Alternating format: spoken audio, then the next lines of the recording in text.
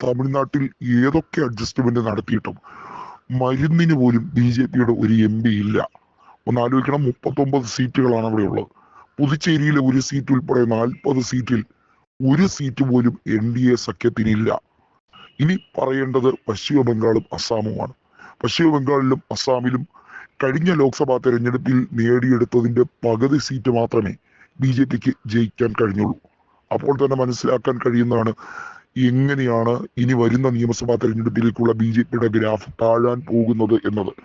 BJP-യുടെ ആത്മവിശ്വാസം ഏറ്റവും അധികം താഴാൻ പോകുന്ന വർഷം 2026 അത് നന്നായി അറിയുന്നത് കൊണ്ട് തന്നെയാണ് ജ്ഞാനേഷ് കുമാറിനെ എന്ത് വില കൊടുത്തും തെരഞ്ഞെടുപ്പ് കമ്മീഷൻ സ്ഥാനത്ത് നിന്ന് നീക്കാതെ അവരുടെ ഏജന്റായി, അവരുടെ ഒരു PR ഏജന്റ് പോലെ അവിടെ നിലനിൽക്കുന്നത്.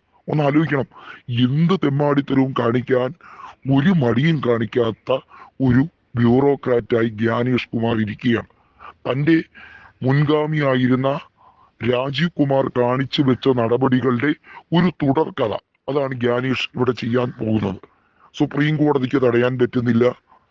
ഭരണഘടനയെ വല്ലാതെ വെല്ലുവിളിക്കുന്ന രീതിയിൽ തെരഞ്ഞെടുപ്പ് കമ്മീഷന് കൂടുതൽ സ്ഥാനമാനങ്ങൾ നൽകുന്നു. ഒന്ന് ആലോചിക്കണം, തെരഞ്ഞെടുക്കപ്പെട്ടു എന്ന് പറയപ്പെടുന്ന BJP-യുടെ പല MP-മാരും യഥാർത്ഥത്തിൽ ശരിക്കും ജനങ്ങളുടെ വോട്ട് നേടി തന്നെയാണോ തെരഞ്ഞെടുക്കപ്പെട്ടത് എന്ന കാര്യത്തിൽ വലിയ സംശയം നിലനിൽക്കുകയാണ്. അപ്പോഴാണ് തെരഞ്ഞെടുപ്പ് കമ്മീഷൻ ഉപയോഗിച്ച് തന്നെ രാജ്യത്തെ പല സംസ്ഥാനങ്ങളിലെ തെരഞ്ഞെടുപ്പുകളെയും അട്ടിമറിക്കുന്നത്. മറ്റൊരു മഹാരാഷ്ട്രയോ ഹരിയാനയോ ആക്കിയെടുക്കാൻ ഒരിക്കലും കഴിയില്ല എന്നറിയാൻ പറ്റുന്നത് BJP-യെ സംബന്ധിച്ചിടത്തോളം ഈ 2 ദക്ഷിണേന്ത്യൻ സംസ്ഥാനങ്ങളാണ്. BJP-യുടെ 2 ദക്ഷിണേന്ത്യൻ സംസ്ഥാനങ്ങളായ കേരളവും അതുപോലെ തന്നെ തമിഴ്നാടും. ഈ തമിഴ്നാടും കേരളവും ഒരു കാലത്തും പിടിച്ചെടുക്കാൻ കഴിയില്ല എന്ന് BJP-ക്ക് നന്നായി അറിയാം. BJP-യെ എത്രയൊക്കെ പരിപോഷിപ്പിക്കാൻ ശ്രമിച്ചാലും ഈ 2 സ്ഥലത്തും വർഗീയത വിളയാടുകയില്ല. എന്നാൽ പയ്യെ അസാമിനോടൊപ്പം പശ്ചിമ ബംഗാളിലും BJP വളർന്നുകൊണ്ടിരിക്കുന്നു എന്ന് അവർ പറയുന്നുണ്ട്. BJP-യും തൃണമൂൽ കോൺഗ്രസുമായി നല്ല രീതിയിലുള്ള വോട്ട് വ്യത്യാസമുണ്ട്. തൃണമൂൽ കോൺഗ്രസിന്റെ മാർജിൻ എന്ന് പറയുന്നത് വളരെ ഹൈ ആണ്.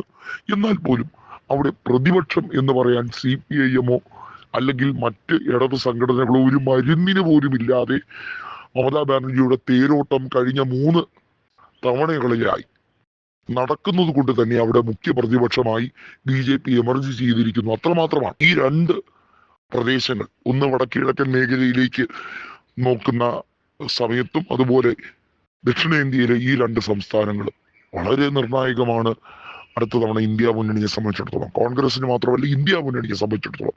BJP ആണെങ്കിൽ മറ്റ് കളികൾ ഉപയോഗിക്കുകയാണ്. തെരഞ്ഞെടുപ്പ് കമ്മീഷനെ ദുരുപയോഗിച്ചത് കൊണ്ടോ ഗവർണർമാരെ ഉപയോഗിച്ച് അവിടെ മറ്റെന്തെങ്കിലും വിടക്കാക്കി തനിക്കാക്കുന്ന പരിപാടി ഒന്നും നടക്കില്ല എന്ന് കണ്ടതോടെയാണ് ഒരു സുപ്രധാന അട്ടിമറിക്ക് ശ്രമിക്കുന്നത്.